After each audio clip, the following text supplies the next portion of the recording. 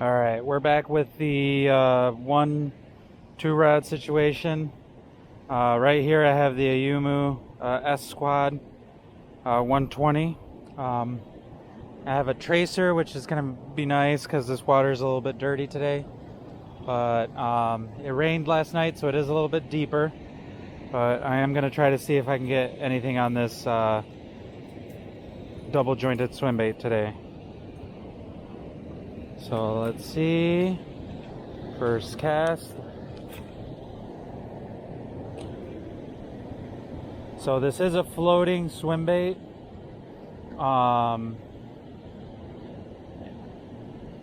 And I have a bite. Nice. Nice. Oh, very nice smallmouth. As you guys can see. Let me get this off as safely as possible. Ooh, it's a feisty one.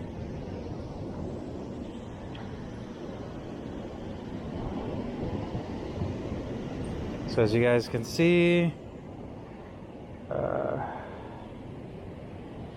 alright, so this is why I always like to bring a pair of pliers.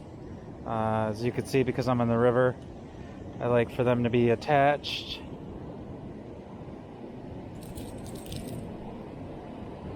Nice brand new sharp hooks.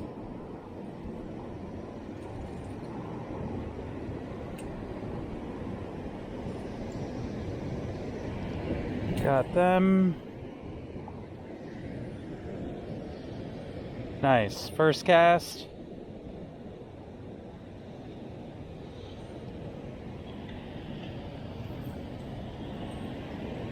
As you can see, it's a great size, and that is the Ayumu S-Quad.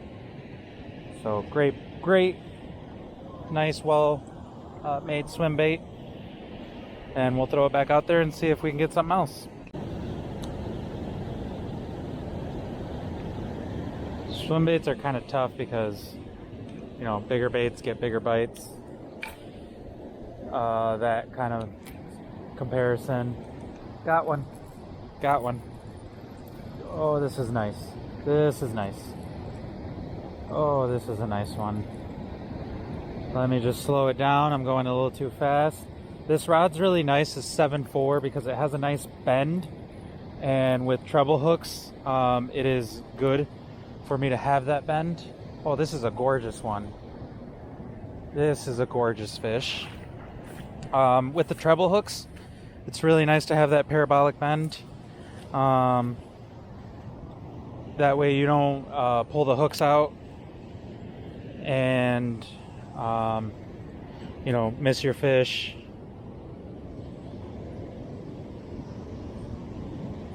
Alright, let me get it off and I'll get back to you guys.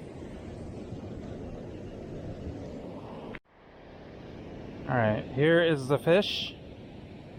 Got the hooks in a better situation so as to not hurt the fish.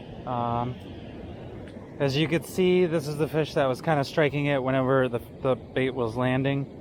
I am going to switch over to the power wriggler, see if I can get anything on that, just because I think that's a super sick bait for you guys to see. But nice smallie. Let's release it.